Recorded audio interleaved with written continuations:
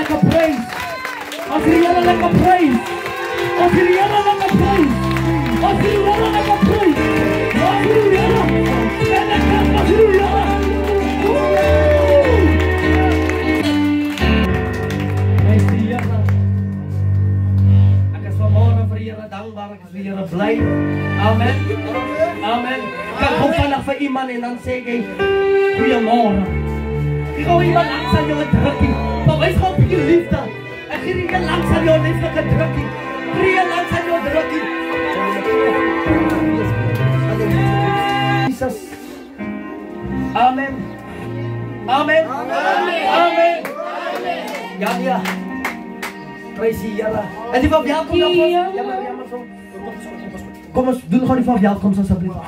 Halleluja, amen. So my vanmôre baie verblywende gesig om soveel kinders van die Here bymekaar te hê. Halleluja, amen. Halleluja. Ek wil net vir een en elkeen, ek wil begin met die raad van die Here, van die apostels, pastore, ouderlings, diakens en al die gades wil ek vanmôre welkom heet in die huis van die Here. Elke besoeker, elke ander kind van die Here is verwelkom in die huis van die Here vanmôre. Elke jongeling, elke jeugmaatjie is begroet in die wonderlike naam van die Here. Ek wil vir julle sê, dien die Here, vergeet van my. Amen. Halleluja, amen. Halleluja. Kom die Here saam met my. Kom ons sing die lied saam. Kom die Here saam met my. Kom die Here, kom die Here saam met my. Kom die Here, kom die Here saam met my. Kom die Here saam met my.